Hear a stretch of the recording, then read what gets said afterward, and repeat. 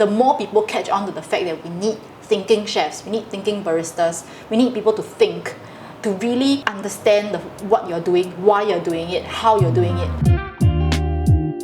Welcome to another episode of the Dabao Show. In this series, Days Off, we follow a guest from the F&B industry on a day off to see what they get up to, have a meal with them, have a bit of tea, and maybe spill a bit as well. For today, our guest is Andrea, and for the first time, we'll let her describe her role in this video. Hi, my name is Andrea.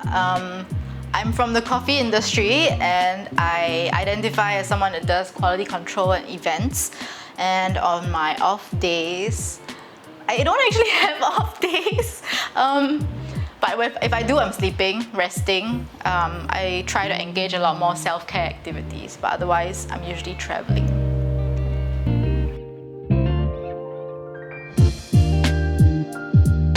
So Andrea, do you want to let us know how you get started in everything?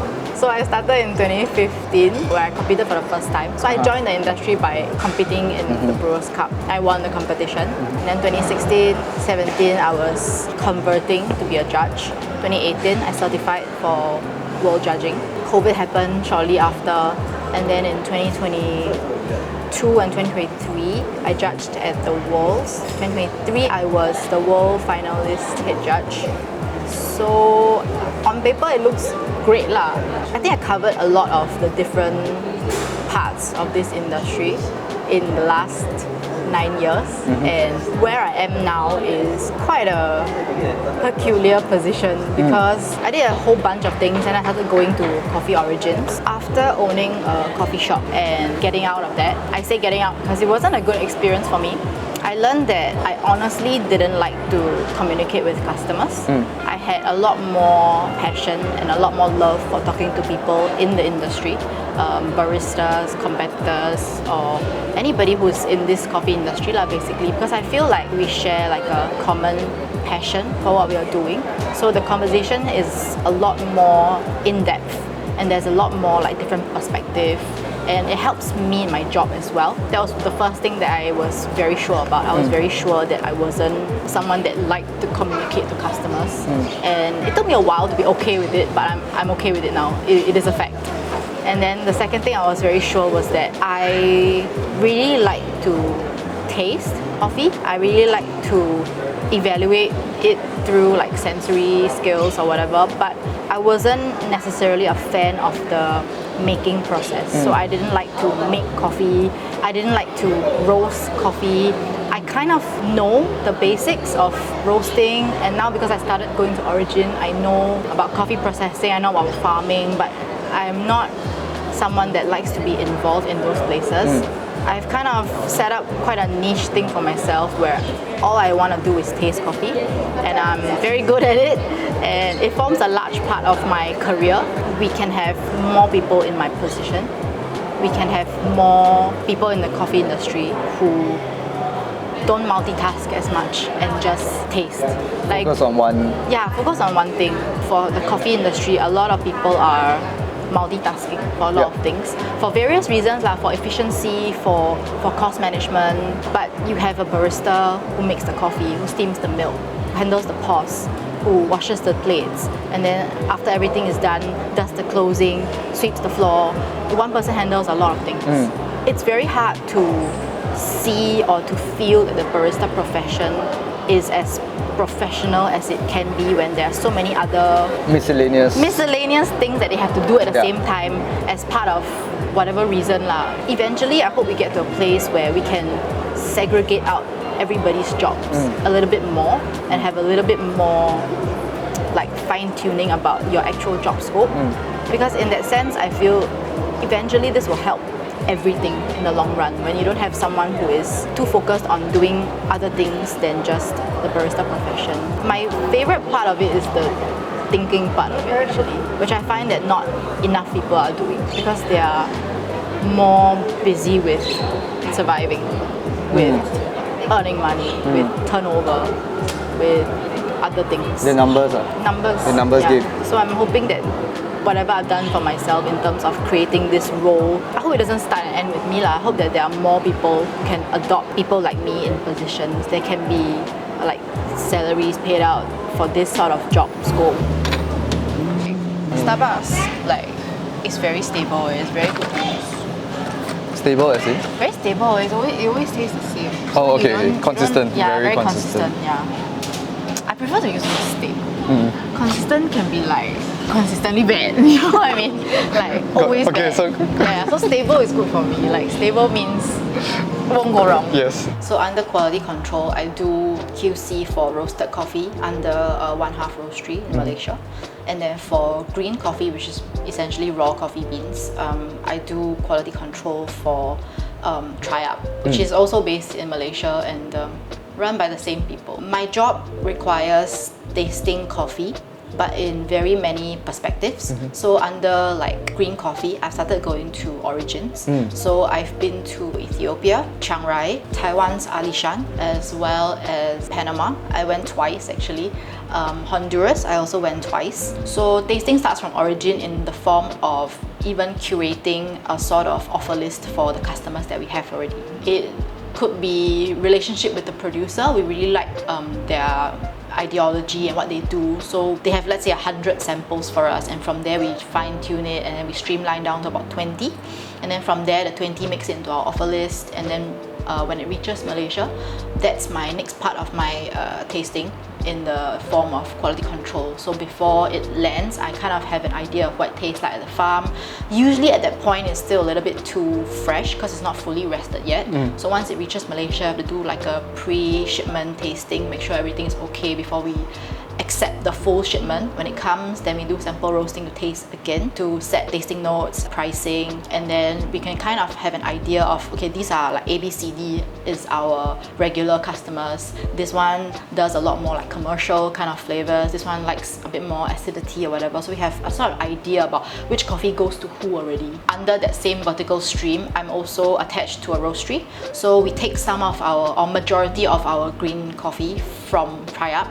So then once it's roasted for wholesale or for our own cafe use, I'll have to do another round of quality control based on the roasting for B2C enjoyment.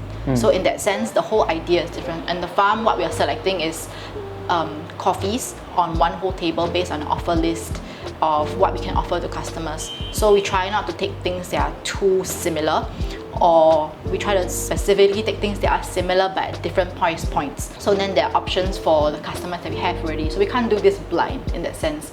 So then that choice gets streamlined and then down to the green coffee company. And then from there, we do like cuppings where people taste the coffee and then they make their selection. Also based on what we recommend for them. So we kind of know what it's like already from the start to the middle point. And then when it goes to the roastery, there's another point of like based on sample roasting where we do roasting for all the coffees. We do it in the same profile so that it's a lot more consistent. At least we know that in this same roasting profile, this is what the coffee can offer us. And when it comes down to the roastery level, we kind of have to adjust the roasting so that we want to highlight things that the roastery believes in. So then the idea of tasting changes perspective to, is this roast fitting to our roastery roasting ideology? And then when it goes to the coffee bars, can the baristas handle this roast and be able to brew it for customers well? And at the same time, because we also sell retail coffee, then is this roast something that's easy for consumers to replicate at least a 75% at home in their own home setting? So then the whole idea of tasting all the way from the start until like roastery level, or even one step further when I'm doing QC for shop coffees per se, does it translate? Is this coffee recognizable as what I selected from the farm? So actually, in a sense, I would say that tasting is important because the person that tastes for you essentially chooses for you, or kind of like guides you in the direction of what it is. So if you believe that you have a lot of choices as a downstream consumer, you're essentially mistaken because a lot of the choices are made for you already. Let's say this cafe that you go to doesn't roast themselves. They take multi-roaster, take from everybody. So when you walk into this shop, you choose to go there today.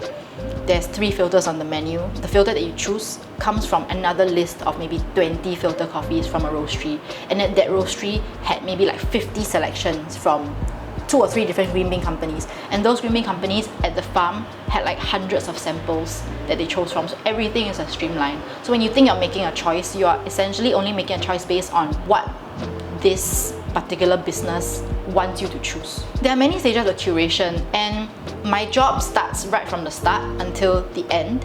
and then I kind of pass on the baton to the consumer when they have a choice in what they want to taste today. So in that sense, it's not, it's okay lah, you just choose for me. You know, like I'm okay, I just want a coffee today. Because I feel like one thing that I do hope to have a lot more showing in the coffee drinking community is that people are making choices. Because you don't have many to begin with. I feel like consumers should make that choice, or they should be interested to make that choice lah. Because that level of interest will then generally feed back to baristas about whether they are choosing the right things from the roastery, and then it keeps going up, keeps snowballing all the way until the farm level, if they're even growing things that consumers will like. Because if everybody just says, I don't mind, doesn't matter, just give me whatever, then we don't progress eventually. So tasting is very important in my job, and I feel that eventually when we pass this responsibility of choosing what to taste and how they want to taste something to consumers, there's a lot more people who take it seriously, but I hope more do so lah. Low-key, I'm guilty of this coffee thing as well. Some days. Yeah lah, I mean decision fatigue is real, but like when you have the ability to make a choice, make a choice. Is there really a difference between? I think yes, in terms of sugar content. But why specifically they created one more? Like just Which one? make You mean the barista one? Usually it's because they add in certain ingredients for the milk to steam. the frothing part, right? Yeah. Because I know soy can't steam very well. I can't remember what it was, but Oh, I think you're right. The Yeah. ingredient list is really a lot more. this one has is the oil and then also the acidity regulator. So basically it's just to help it kind of froth and to help it stay stable when it comes in contact with coffee law, I guess. I think it makes sense. Like Disclaimer. logically it makes sense. In terms of tasting, right? How do you think you got there? Like building up your taste buds. My God, that's such a bad word. About building this. No, I mean, yeah, it makes sense. I mean, okay, right at the start, I said that in the last 9 years in this industry, I've done a lot of things, and a lot of it has to do with tasting. I competed in coffee competitions right from the start. I was really very privileged to be at a very niche area in the industry where we are tasting very high-end coffees with very distinct flavor profiles, and I decided that I like competition, not necessarily competing, so I stayed on as a judge, and then I've also had the privilege to taste world level competition coffees. I'm the sort of person that needs to go through something rather than just kind of like listening about it or learning about it. Going through the entire Yeah, I have process. to go through the entire process. Generally, I would say that putting myself through it and always having a bunch of people with me from like different places calibrating, it helps me to understand perspective, like why you would think this way or why you enjoy this or why you like that. Taste is very, very subjective. So when you actually have to put all this into objective way of seeing things, it becomes a mental thing. You have to keep thinking about it objectively. Is this better? Why it's better? For me, tasting is like an exercise, a daily exercise. You kind of have to keep yourself calibrated and keep doing it so that it's relevant to the current trends, and it's also good for your palate lah. It's an exercise you do it often. It builds your... Yeah, it builds your palate and it also keeps you sensitive to changes. So when going to Origin, the whole perspective and idea on tasting is very different as well. There are certain like green bean competitions with their own score sheets that are slightly different from the coffee competition score sheets. Yeah, so we have like multiple different score sheets. The system is slowly changing. Okay. We are having a lot more similar scoring styles and keywords and scoring systems that are trying to be a bit more unified. But this is a transition period for the coffee industry, and we came from a background of varying many styles of like judging, scoring, numbers we use, keywords we use, things we look out for. They're all very different lah. So, but now it's getting streamlined. They're trying to unify it and streamline it. Everything is a beta test in progress. You kind of have an idea of baseline quality, and then from there, each person's perspective based on cultural background or what they're used to, what they like, their profession, or maybe their experiences in life, kind of build onto that. So rather than keeping myself in just like the judging community and learning from it like secondhand from someone, I want to go out there and experience it firsthand for myself. Going to Origin helped with that, so it kind of built onto my entire palette, the way I think about things, the kind of flavors. Because eventually this is a community, and how we describe things and how we understand things and enjoy things, it's a lot of like give and take, a lot of compromise. I say it's this, you say it's that, or actually it could be somewhere in between based on how you perceive it. There's a lot of different things and food and drinks to taste to keep like adding on to my palette. So now we are at One Half Roastery where Andrea works. Unfortunately, we couldn't catch her when she's in KL. We decided to come down here to just try a bit of her coffee. I mean, the whole menu is hugely extensive. We got ourselves a 1+1 and a filter, so I'm going to try the 1+1 now.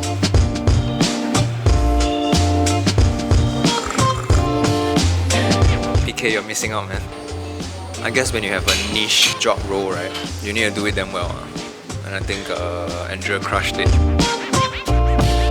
You have a bit of a thought process system that is quite flowchart-ish. Whether it's down to coffee or daily life, this thought process, how does it work? So once I started realizing that I think about things this way, I tried to structure everything in my life so that information is presented to me somewhere in my personal flowchart that kind of matches data that I can understand, and then I can kind of go down my brain and kind of give an answer or solution to that. In layman context, it's like, for example, like I was telling you earlier, you cook a chicken stew for your customer, and then the customer says, this needs salt.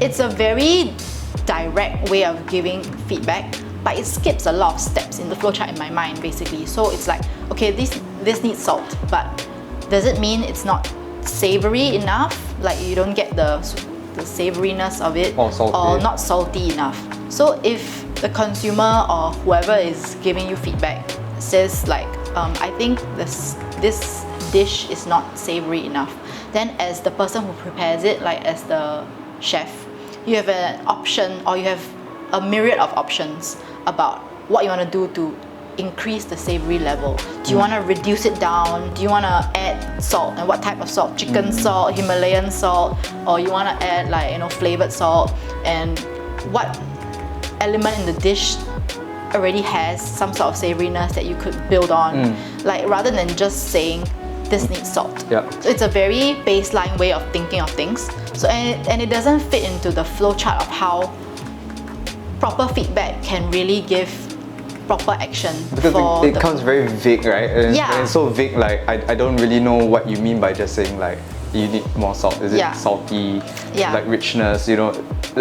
And then like I think we were mentioning just now, like if I up richness, then do I down salt? Yeah, so there's a lot of ways that the chef can play around with the preparation process, because to me, like I was saying, I feel like there can be a lot more segregation in the coffee industry. Taking a leaf from the food industry, where you know there's a person who just does deep frying, this person just does cold dishes, this person just does pastry. But in the coffee industry, there's so much multitasking that you don't really kind of like compartmentalize each portion of all this. So from that example of like the chicken stew, going to the coffee industry is like, if for example you're a barista and your boss is doing a quality control check on the coffees you are brewing, and then your boss just says you should grind finer.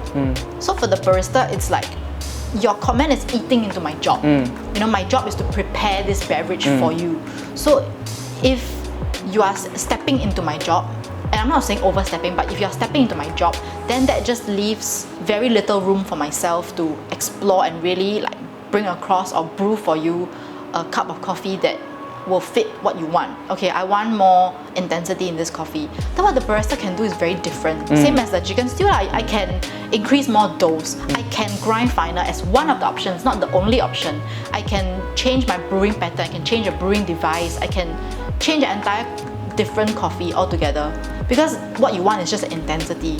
You know what I mean? If you give feedback in the sense of pure feedback and not stepping into the person who's preparing the this drink or this food, then there's a lot more space for professionals to just be professionals. I guess it's also a simple part of, well, I wouldn't say simple, but it's also a very human nature-ish to like, for my case, like food not salty enough or like, too sweet, you know, but it's very vague, you know. It's like, I can't do anything if the food come to me super ripe, right?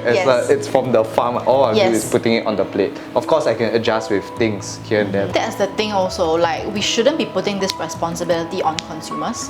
They are the last line of our value chain. So where and how this thought process should occur is internally. So baristas giving feedback to each other. Industry feedback. Yeah, industry feedback up and down the value chain before it reaches the consumer, because you're not expecting consumer. Yeah, you're not expecting them to be able. Yeah, you're not expecting them to be able to give you this sort of comments. So that's another reason why I realized that there is a space for what I'm doing, which is very niche. I do believe that every team, every company in the F&B industry needs a taster. Everybody needs someone that can taste, that is not the person preparing it. Because the person preparing it can do so on the fly. They can taste it before it's served or whatever, but when you're really doing like internal QC of new dishes, new drinks, new beverages, you need someone whose job is just solely collecting all the data of how this chicken stew tasted over the few months, how we've adjusted it and based on consumer feedback and where we started, where we are now, and are we doing the right things? Are we on the right track? We've increased salt by 2% from right at the start, you know, and this is the final result now. Cross-referencing that to how the chef is preparing the dish, how the barista is preparing the beverage, then they can have a proper structure on how to redo the menu or rethink their preparation steps for workflow during normal days. Yes, every barista should be a tasting barista. Every chef should be a tasting chef. But there should be someone who just does this. And it's a role that is important because it's an objective and specific job set. So now we're trying a filter, and the reason why I chose this is because there's a tasting note of sage, and I've never heard of that before.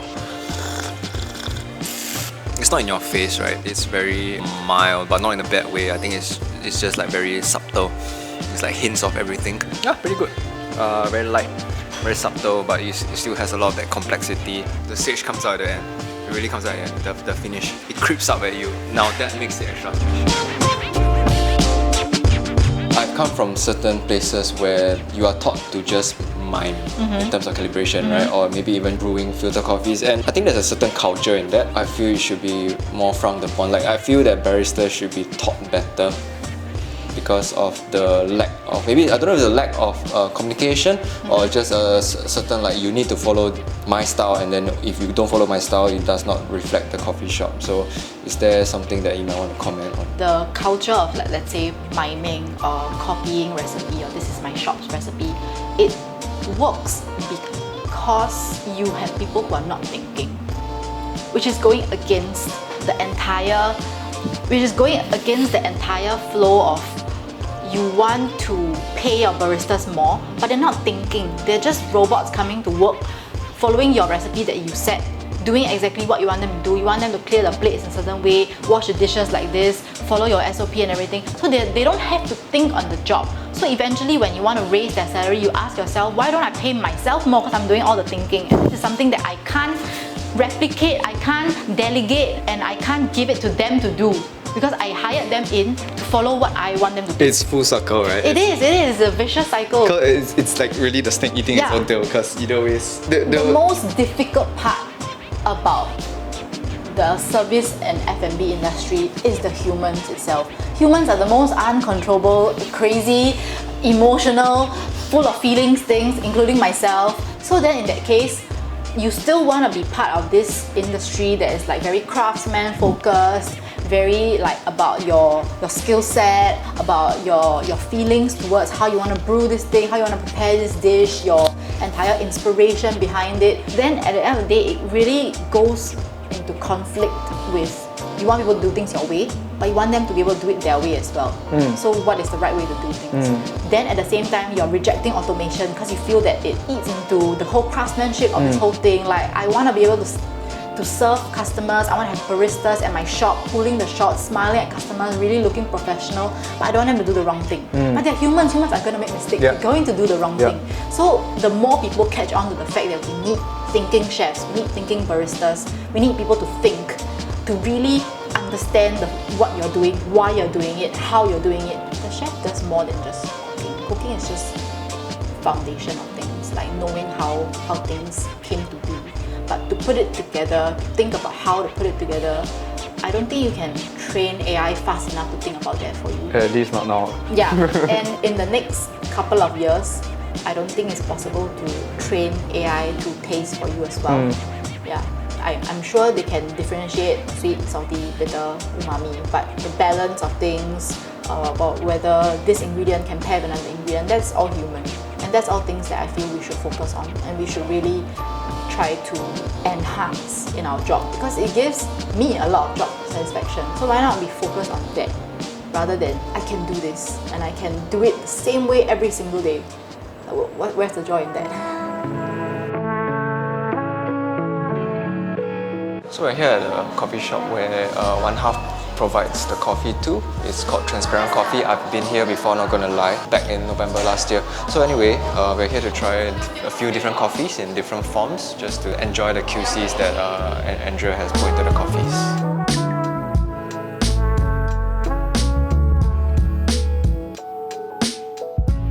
Where do you see yourself, or what's the end goal in all this? I do see myself traveling to Origins. I hope to semi-retire in a state where I can teach coffee or like basic brewing to people at Origin. I was quite inspired by my last trip to Ethiopia. So one of our importers, or exporter basically, has a coffee shop at their storage area. All the women working at the coffee shop were coffee pickers. They did very well in their normal job, obviously, but that doesn't fetch a lot of money. It's like, I can't remember, but I'm gonna ballpark. It's gonna be like 50 cents a day USD kind of thing.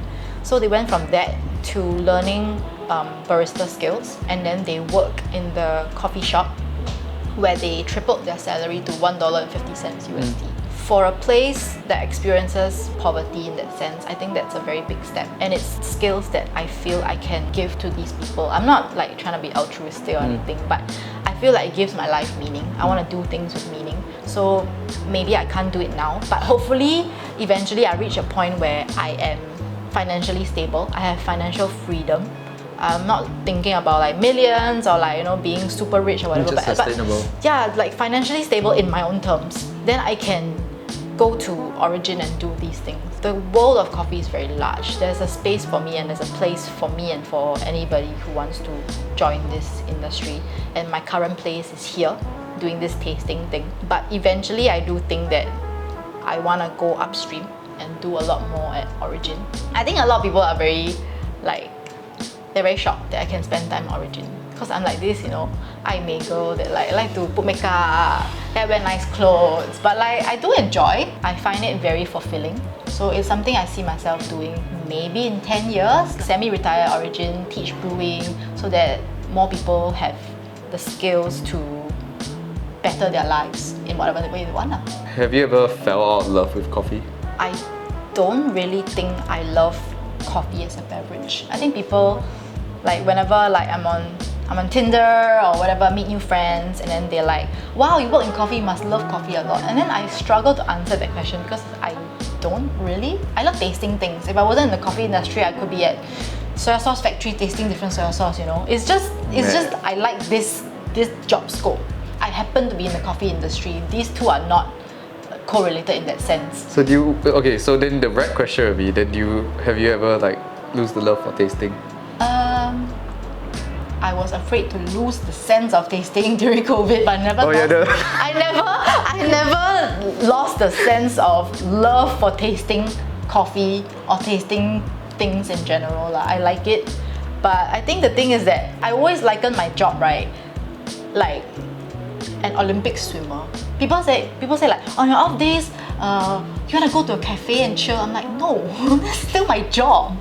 I don't think an Olympic swimmer goes suntanning in the pool. Yeah, suntanning in the pool on their off day, or they go swimming on an off day, you know, maybe a little floaty. No, they just stay indoors, stay dry. It's their off day. I don't understand why people have to correlate that, oh, coffee and cafe is a chill place, so like all coffee people, all baristas like to chill at cafes and off day. I don't enjoy it. It's a reversal most of the time. I drink coffee for work. I wouldn't drink coffee for fun because then I have to think a lot. I'll be like, oh, how can I make this better? Wow, this product is interesting. I should bring it up. What is the job hazard? Yeah.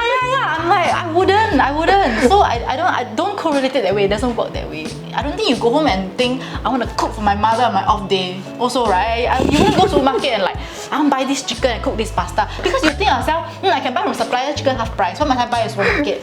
You know what I mean? Why? It's not the same thing. The job hazard is real. Yeah, it's not the same thing. So this is one thing I'll be very clear about. I've never lost the love for it, but I've never loved it as well. I love the community. I love what I do. I love the coffee industry, but coffee necessarily, not really. Do you fear that you'll lose the love for tasting, that we have to do other miscellaneous jobs as part of our main job? But because of that, I think sometimes these kill your love for the art itself. Which is why I only do one thing, right? I curated my life so that I only have one job and it's my favorite job. So it's very difficult for any other thing to get me down because I love my job and I only want to do it.